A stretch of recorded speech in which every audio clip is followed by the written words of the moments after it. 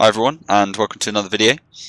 It's going to be something a bit different today, but before I get into that, just want to say thanks very much for all the views.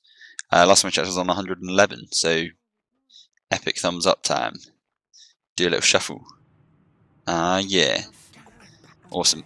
Yeah, no, thanks very much. It's really good. It was really fun putting out that content, so definitely going to be doing quite a few more videos.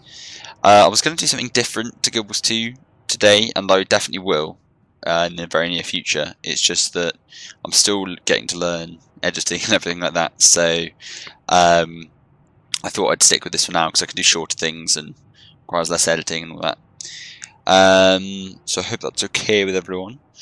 But yeah, I was going to do a World v World guide today, and I still plan to do one. But I thought, you know, I don't want it all to be like guides, just bombard everyone with guides, stuff they may already know and might not be that interested in. So one of those will definitely be coming. But today, I thought I'd talk about the upcoming changes to GW2. The Flame and Frost thing they've announced, and some things they've been talking about. So I don't know the variety of people watching this, if you guys have played a lot of Guild Wars 2, or if you're new to it, or if you used to play it and you've gone off it. But I was discussing this with a friend and stuff, and there has been a lot of talk about there being a lack of end game. You know, one of the beauties of this game is creating ults and stuff, because all the classes are so different. But even I've found my interest waning in that in some respect. You know, even though I love like the variety in it, I've not been able to commit to any character as much as this one, and especially as I got map completion. You know, it's just the fact that I'm gonna have to go through and do that all again. It's just, ugh, man, I'm gonna hit my head against the keyboard just to, yeah. But so yeah, I don't know. I mean, it's been kind of overdue. They had the whole Halloween. Halloween, in my opinion, was awesome. I don't know if it's just because it was the first event, but I think it's still my favourite out of the 3 that they've kind of had. Lost Shores, I think everybody agrees, was a bit of a letdown. I mean, the idea of it was nice. The chest at the end was flipping awesome because they really got exotics and precursors and really rare shit, so that was awesome.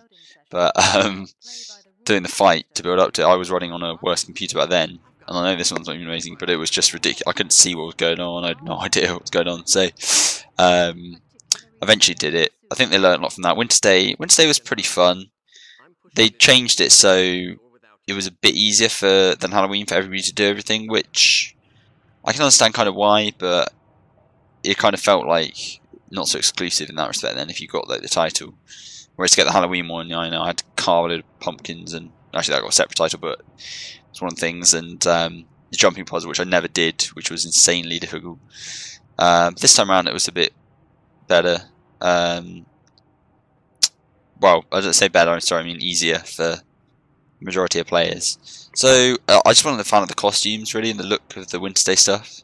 I mean, I was kind of saying to myself, oh, I'm going to end up buying a load of the the costumes in the gem store, but I just didn't really like the Winterstay one, so stayed away from that. But the Halloween one, I have Mad King Thorn actually, probably see it somewhere. Yeah, I'm wearing it. Oh, ha, ha. Just look how awesome that looks. See, that was cool. I was well happy to spend money on that. So, my stairs up for the rest of the video actually. Sit down while I'm doing it. So yeah, so there were some really good events. There were some good things about them. I don't know if my expectations were just high for this game, but it was something different about the ones to Guild Wars 1.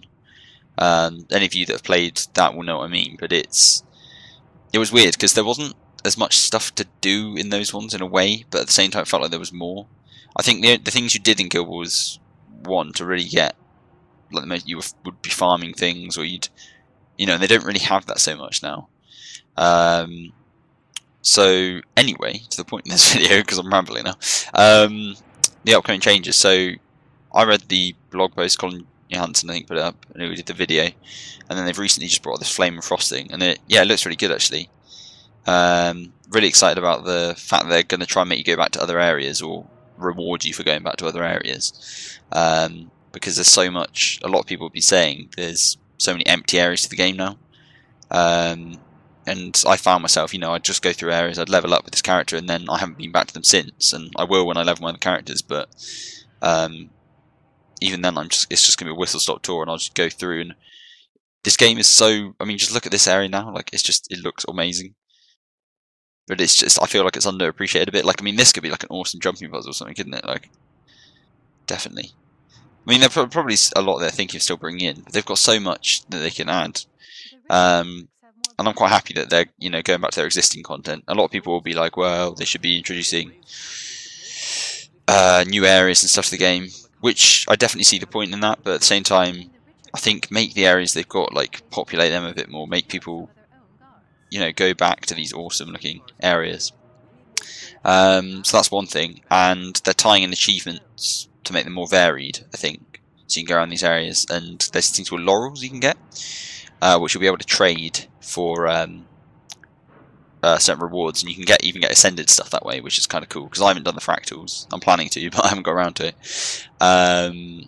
And yeah, it's just a different way to get it, really. I quite like that. I think some variety. What else was there? There was saying, new stuff in the gem store, Kragan backpacks, so everybody will go mental over. The trouble is, like, it'll be cool because everybody will have them, but then everybody will have them, so might draw away from it a bit. But yeah, I'm really excited to see what the changes will be. They haven't really mentioned anything specifically about kind of end game things so much. I think that'll be part of the updates. We'll see. I mean, this is only the prelude to what's happening, so it's quite exciting. I kind of like how they're doing it.